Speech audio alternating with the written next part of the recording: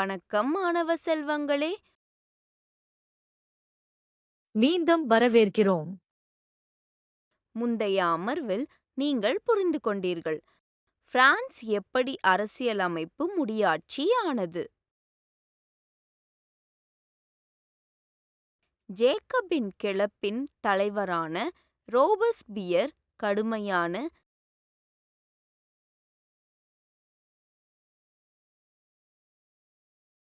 கட்டுப்பாடு மற்றும் தண்டனை கொள்கைகளை பின்பற்றி பிரான்சை ஆண்டபோது கிளர்ச்சி மற்றும் பயங்கர ஆட்சியின் போக்கு ஜனநாயகம் மற்றும் தேசிய புரட்சி 17, 18 மற்றும் 19ஆம் நூற்றாண்டுகள் 9ஆம் வகுப்பிலிருந்து பிரெஞ்சு புரட்சி சமூக அறிவியல் என்ற முந்தைய தலைப்பை இப்போது தொடர்வோம். புரிந்து கொள்வோம்.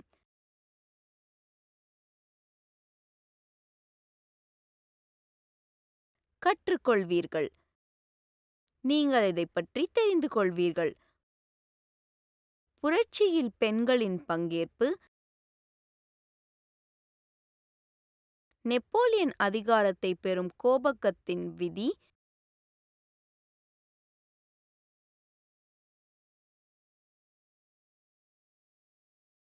பிரான்ஸ் எப்படி குடியரசானது.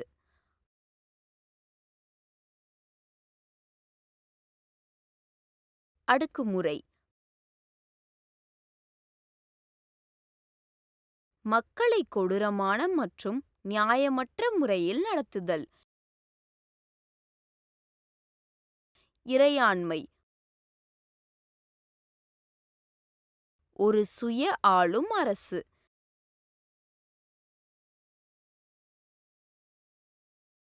தேசிய மாநாடு. ஒரு பெரிய முறையான கூட்டம் அல்லது கூட்டம் பொதுவான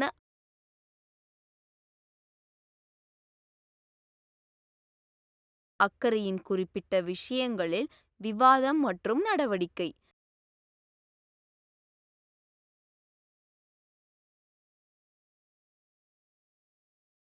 முடியாட்சி. அரசன் அல்லது ராணியால் ஆளப்படும் நாடு.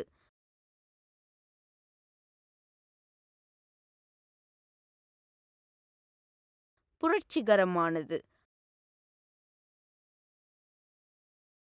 அரசாங்க அமைப்பில் ஒரு முழுமையான மாற்றத்துடன் தொடர்புடையது அல்லது பெரிய மாற்றத்தை கொண்டு வருவது. கருத்து வரைபடம்.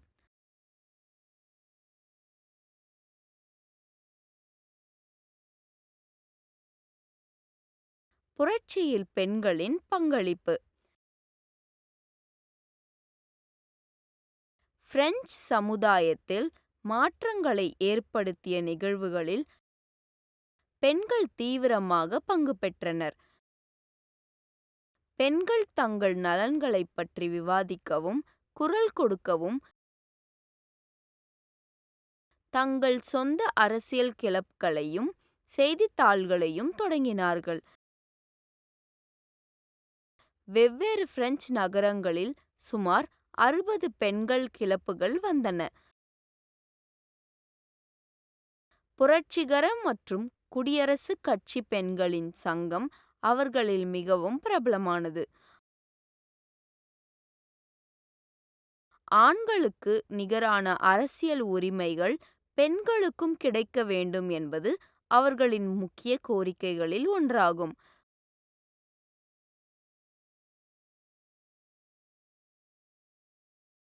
வாக்களிக்கும் உரிமை, சட்டசபைக்கு தேர்ந்தெடுக்கப்பட வேண்டும்,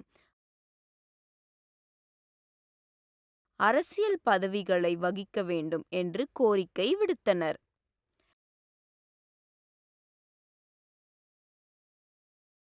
அனைத்து பெண் குழந்தைகளுக்கும் பள்ளி படிப்பு கட்டாயமாக்கப்பட்டது. விவாகரத்து சட்டமூர்வமாக்கப்பட்டது.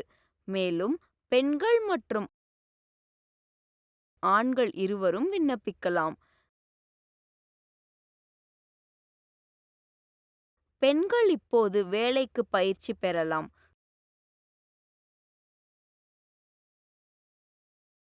கலைஞர்களாலும் அல்லது சிறு தொழில்களை நடத்தலாம்.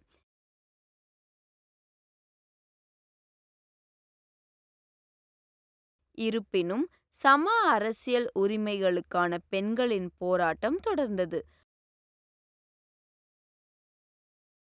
பயங்கரவாத ஆட்சியின் போது புதிய அரசாங்கம் பெண்கள் கிளப்களை மூடுவதற்கும் அவர்களின் அரசியல் நடவடிக்கைகளை தடை செய்வதற்கும் சட்டங்களை வெளியிட்டது. இறுதியாக 1946இல் பிரெஞ்சில் பெண்கள் வாக்களிக்கும் உரிமையை பெற்றனர். பிரகடனத்தில் கோடிட்டு காட்டப்பட்டுள்ள சில அடிப்படை உரிமைகள்: பெண் சுதந்திரமாக பிறந்ததால் உரிமைகளில் ஆணுக்கு சமமாக இருக்கிறாள். அனைத்து அரசியல் சங்கங்களின் குறிக்கோள் பெண் மற்றும் ஆணின் இயற்கை உரிமைகளை பாதுகாப்பதாகும். இந்த உரிமைகள் சுதந்திரம், சொத்து, பாதுகாப்பு மற்றும்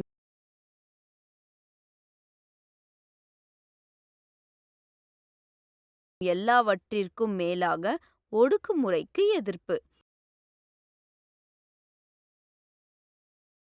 அனைத்து இறையாண்மையும் மூலமும் தேசத்தில் வாழ்கிறது. இது பெண்ணும் ஆணும் ஒன்றிணைவதை தவிர வேறில்லை. சட்டம் பொது விருப்பத்தின் வெளிப்பாடாக இருக்க வேண்டும். அனைத்து பெண் மற்றும் ஆண் குடிமகளும் தனிப்பட்ட முறையில் அல்லது அவர்களின் பிரதிநிதிகளால் அதன் உருவாக்கத்தில் ஒரு கருத்தை கொண்டிருக்க வேண்டும். அது அனைவருக்கும் ஒரே மாதிரியாக இருக்க வேண்டும். அனைத்து பெண் மற்றும் ஆண் குடிமக்களும் தங்கள் திறமைகளுக்கு ஏற்ப அனைத்து மரியாதைகள் மற்றும் பொது வேலைவாய்ப்பிற்கு சமமாக தகுதியுடையவர்கள் மற்றும் அவர்களின் திறமைகளைத் தவிர வேறு எந்த வேறுபாடும் இல்லை. எந்த பெண்ணும் விதிவிலக்கல்ல.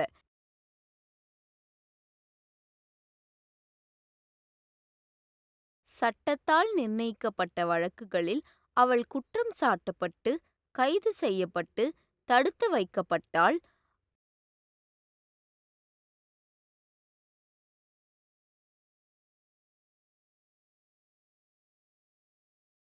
ஆண்களைப் போலவே பெண்களும் இந்த கடுமையான சட்டத்தை கடைபிடிக்கிறார்கள். டைரக்டரி விதி. நெப்போலியன் அதிகாரத்தை பெறுகிறார். தேசிய மாநாட்டால் ஒரு அரசியலமைப்பு உருவாக்கப்பட்டது.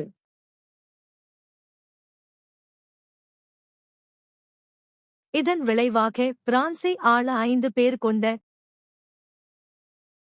நிர்வாகக் குழு டைரக்டரி உருவாக்கப்பட்டது. உறுப்பினர்கள் ஊழல் நிறைந்தவர்களாக இருந்தனர். அவர்களிடையே ஒற்றுமை இல்லை. பொதுமக்களிடமிருந்து ஆதரவை இழந்தது.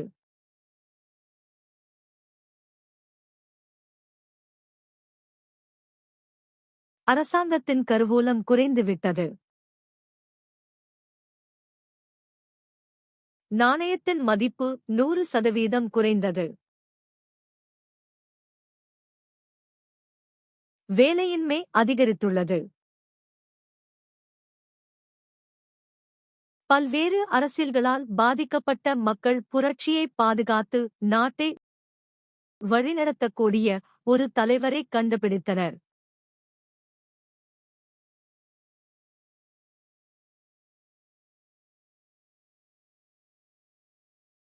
பிரான்சுக்கு தொடர்ச்சியான வெற்றிகளைக் கொண்டு வந்த நெப்போலியன் போனபார்தே நம்பிக்கைக்குரிய மனிதராக கருதப்பட்டார்.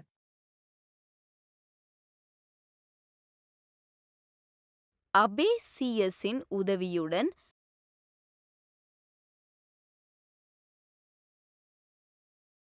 நெப்போலியன் அதிகாரத்தை பெற முடிந்தது.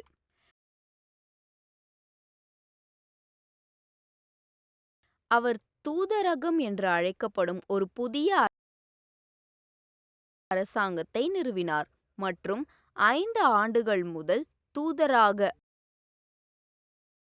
அதாவது 1799 முதல் 1804 CE வரை ஆட்சி செய்தார். பின்னர் அவர் தன்னை பிரான்சின் பேரரசாக அறிவித்து மேலும் ஒரு தசாப்தம், அதாவது 1805 முதல் 1815 CE-யில் ஆட்சி செய்தார்.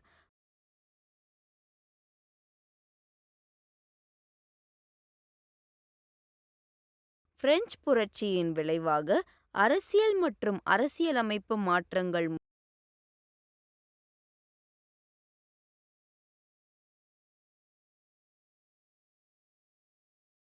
மூலம் முடியாட்சியிலிருந்து பிரெஞ்சு மக்களுக்கு அதிகாரம் மாற்றப்பட்டது.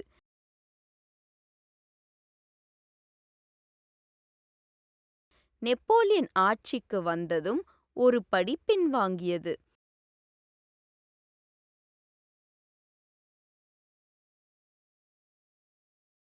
அவர் ஒரு சாம்ராஜ்யத்தை நிறுவியிருந்தாலும் குடியரசின் உணர்வை மக்களிடமிருந்து அகற்ற முடியவில்லை.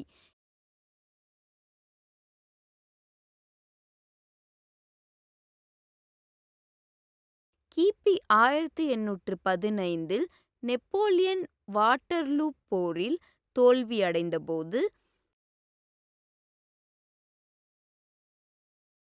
பிரான்சின் முடியாட்சி மீட்கப்பட்டது.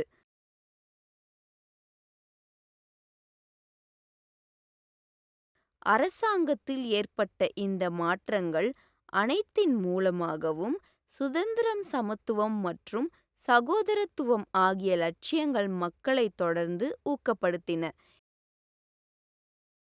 இந்த லட்சியங்கள் அடுத்த நூற்றாண்டில் பிரான்சிலும் மற்ற ஐரோப்பாவிலும் அரசியல் இயக்கங்கள் இயக்கின.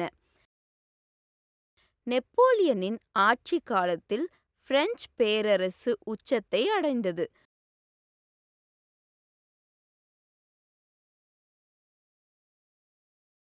அவர் ஐரோப்பாவின் பிரஷியா மற்றும் ஆஸ்திரியா தோற்கடித்தார்.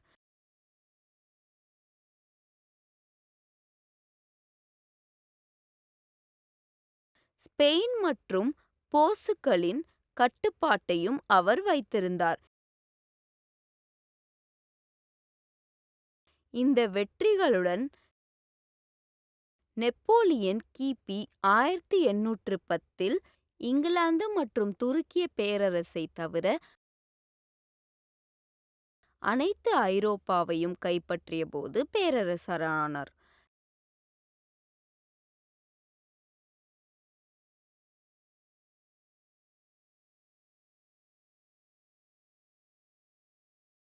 நெப்போலியனை தோற்கடிக்க அனைத்து முடியாட்சி சக்திகளும் இங்கிலாந்து தலைமையிலான கூட்டணியில் ஒன்று சேர்ந்தன.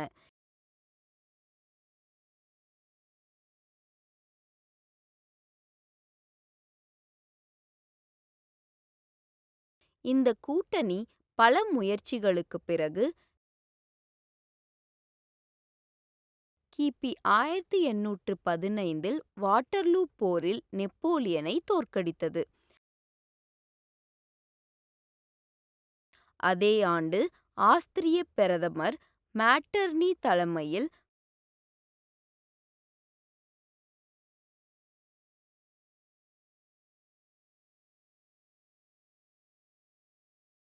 வியன்னா காங்கிரஸ் ஐரோப்பாவின் அரசியல் சட்டமைப்பை மாற்றியது.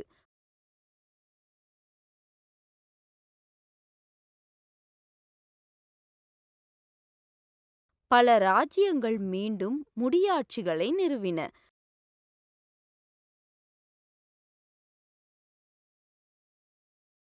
பிரான்சின் அரசர் லூயிஸ் 18 என்று பெயரிடப்பட்டார்.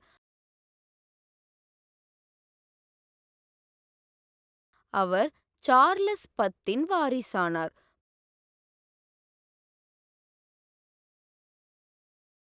மதகுருமார்கள் மற்றும் பிரபுக்களின் சிறப்பு சலுகைகளை மீட்டெடுக்க அவர் முயற்சி செய்தார்.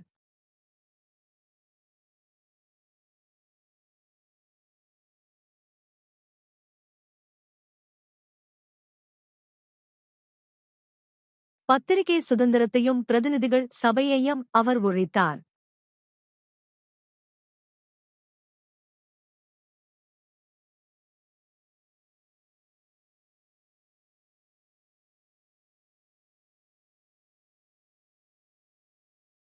ஆயிரத்து 830 புரட்சியின் விளைவாக அவரது நெருங்கிய உறவினர் லூயி பிலிப் மன்னரானார்.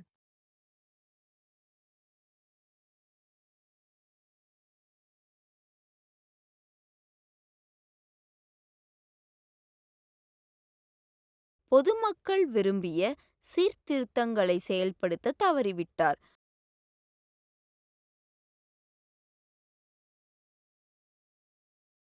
அவருக்கு எதிரான ஒரு சதிக்கு பதிலளிக்கும் விதமாக அவர் சீர்திருத்த உணவுகளை தடை செய்தார்.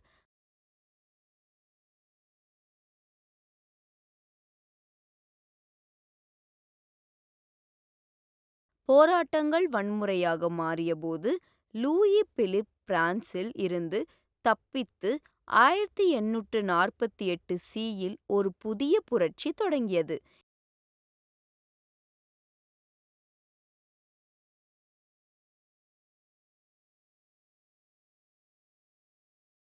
இரண்டாவது பிரான்ஸ் குடியரசு புரட்சியாளர்களால் நிறுவப்பட்டது.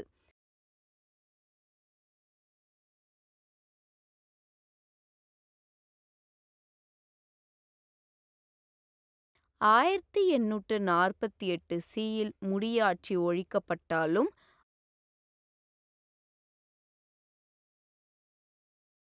அது நெப்போலியன் III ஆட்சியின் போது திரும்பியது. இறுதியாக லியோன் கம்பெட்டாவின் வழிகாட்டுதலின் கீழ் பிரான்ஸ் மூன்றாவது முறையாக 1871 சி-யில் குடியரசாக அறிவிக்கப்பட்டது. எனவே பிரெஞ்சு புரட்சியில் பெண்களின் பங்கேற்பு, நெப்போலியனின் அடைவு ஆட்சி, கிபி 1871 பிரான்ஸ் குடியரசானது எப்படி என்பதை இந்த காணொளியில் பார்த்தோம்.